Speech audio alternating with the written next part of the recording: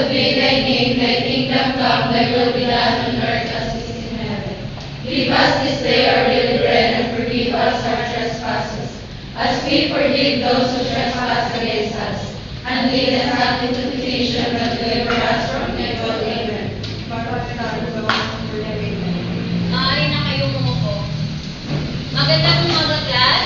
Magandang umaga po, ma'am. Kumusta kayo sa umagang ito? Mabuti naman po. Mabuti naman po ganun. May liban ba sa umagang ito, class? Wala po, ma'am. Ikinagagala po ang walang liban sa umagang ito sapagkat may panibago tayong paksang tatalakayin sa umagang ito.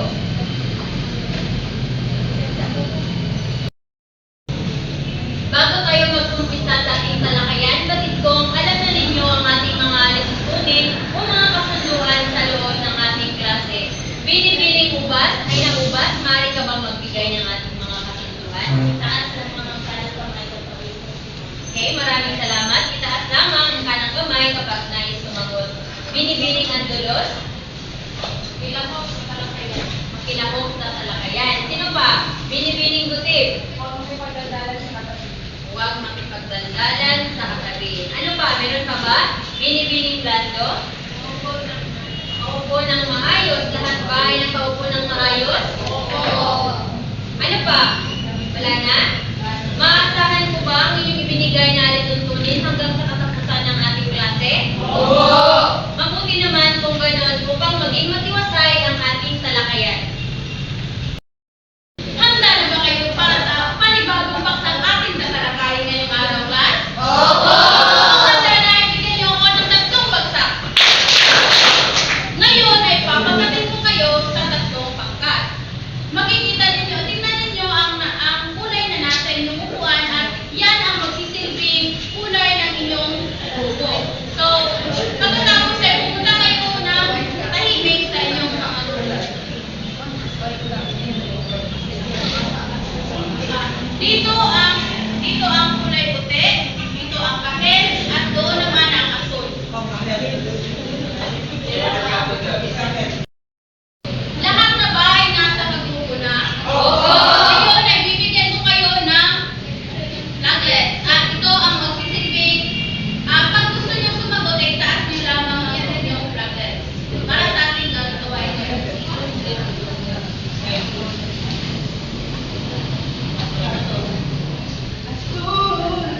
Okay, maupo na. Ngayon class, ay pamilyar ba kayo sa larong hula rawan? Ito yung nilalaro sa showtime. Ito yung isa sa mga segment ng showtime. So, halimbawa, ito. Fish. Okay, dahil halimbawa lang ba? Hindi, taas lang. Fish, tapos Fish ring. larvae, Fish lips ring. idol, brain plus of pig, Ring. labi or lip, leon, Filipino, Tama. Tapakan niyo ang kahel. na, So, ang hula rawan, ito yung paghuhula sa mga salita gamit ang mga larawan sa pamamagitan ng pagtatanggal o pagpapalit ng mga pantigong salita o letra sa loob ng nakakaloob ng larawan. So ito yung halimbawa. Hindi ba ito ay fish, tapos lip,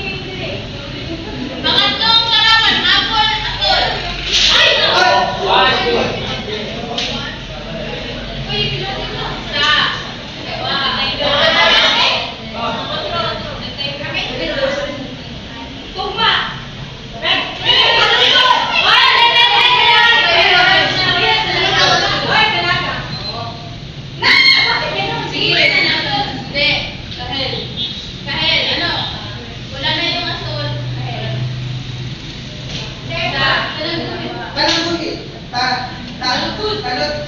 Ani angkat. Okay.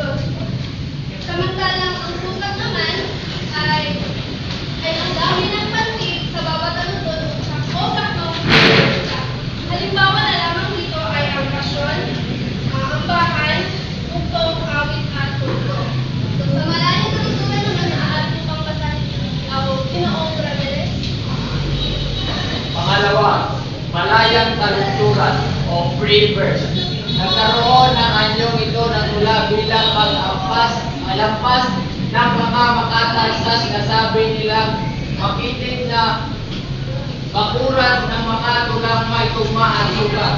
Sa malayang solusyon ay malaya ng makikitiwala sa ngunit subalit kinakailangan pa rin itong gumamit ng mga matatalinhagang salita upang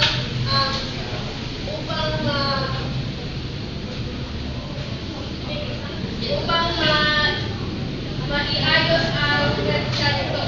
So, halimbawa na lamang dito ay ang lupa na ito ang lupa. Ikaw ay umakot sa nakalahad mong pala. Sa makapal ay iyong timbangin at nadarama o ang buong grupo. Diyan nakatanim ang ugat ng buhay umusbong sa patak ng magsisimpulan. Bakit ay umanoy na tulad ng akas na pakiwang-iwang sa paa ng lupa. At pagpapatuloy. So ngayon, dadako na naman tayo sa pangatlo. Ang pangatlo ay ang kulang tuluyan or close form English. So pakibasa ng pangatlo, ginagawa. Pangatlo, tulang tuluyan ng prose form. Parang naging puno ng matalinghagang salita.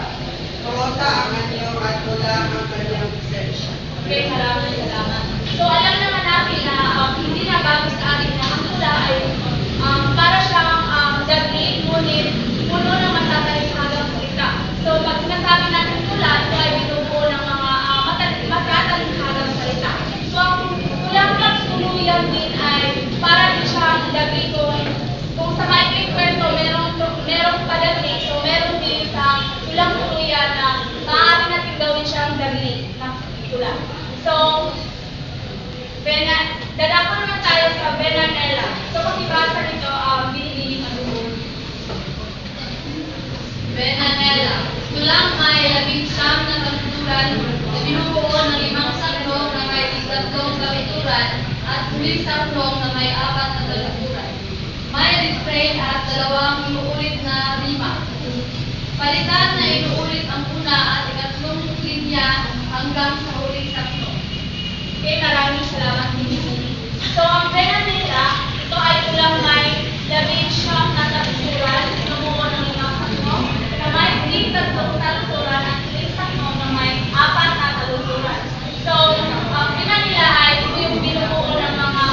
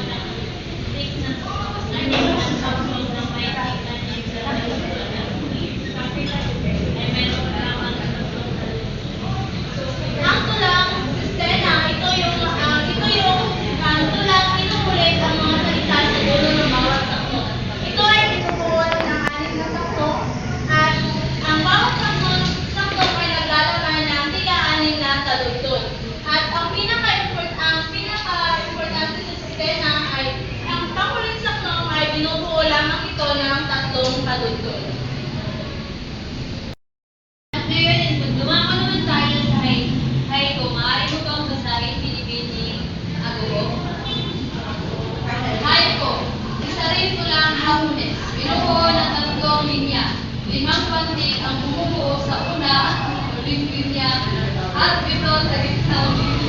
Okay, maraming salamat. Ang haiko ay kadalasan itong pinapaksa ang kalikasan o imahe ng kalikasan.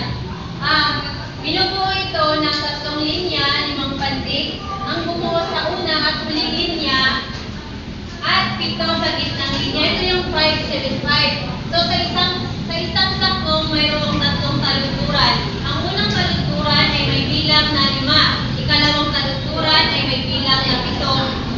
At ang huling taludturan ay may bilang na 5, 575. At ang bawat sakong ay may bilang na 17 pantig.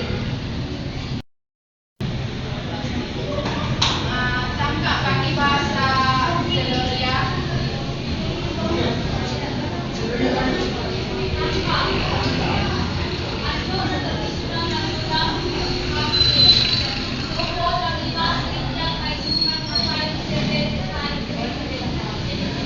Ang tangka ay isang salitang hapon na may kahulugan na maikling mula o short form sa English.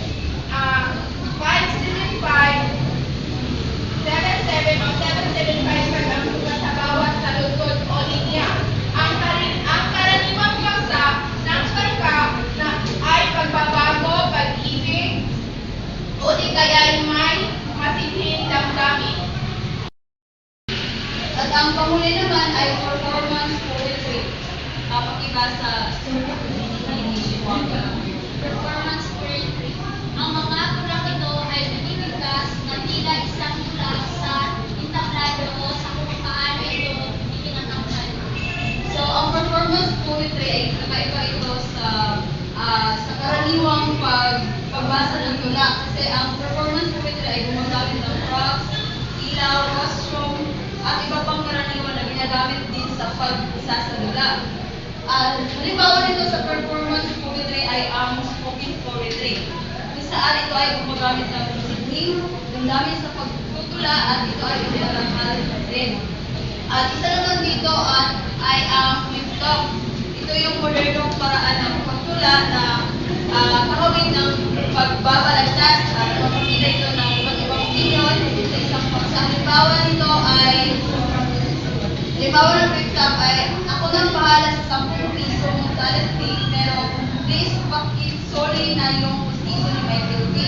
Kasi yung ngipin mo nag-iskandalo, hindi na secret, nakalabas bawat isang kasing laging at chicken. At isa rin sa halimbawa ng performance poetry ay ang awit. Ang awit ay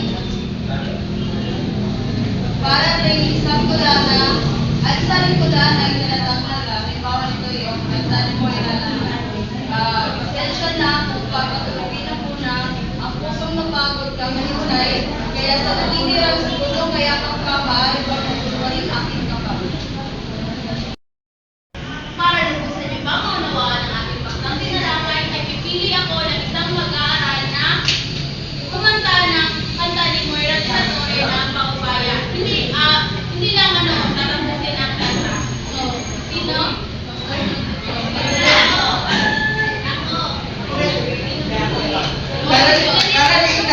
Alam mo kanina po. Kanta ng Rachel. Para dito ito. This is for my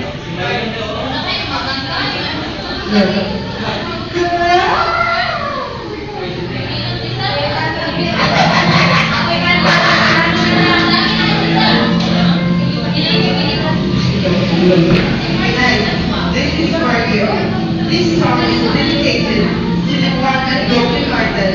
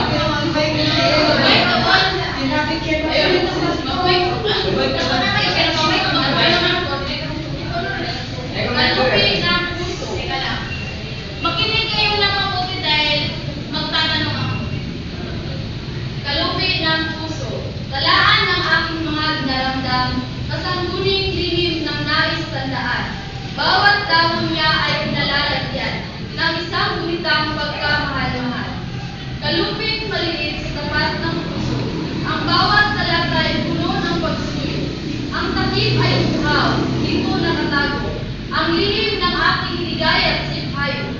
Nang buwan ng Mayo kami nagkilala, at tila Mayo rin nang magkalayo na. Sa kaluping ito nababasa-basa ang lahat ng aking mga alaala. Nakatala rito ang buwan at araw ng aking ligaya at kapighatian. Isang labing apoy nagbugunang-gunang. Sa mga mata ko ang luhay umapaw. Ano pa itong ako'y tila nalulungkot? Binabasa-basa ang nagdaang lupot. Ang alaala ko'y dito nagagamot. Sa muling kaluping puno ng himuto. Matanda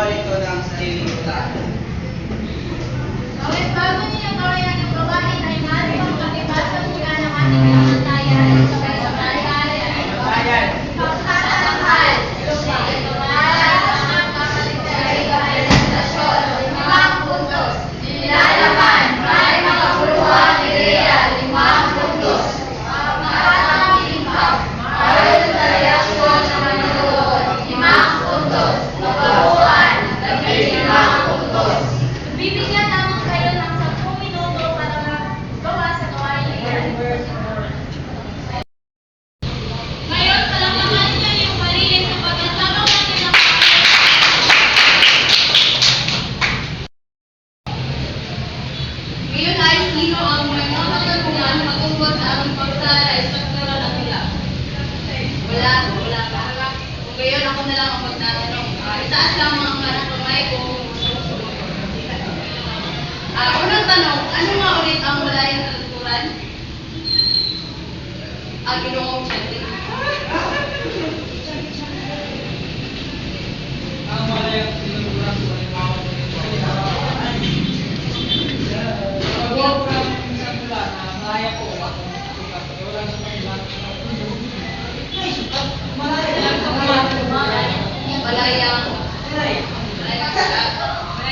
Okay, palakpakan yung Chente.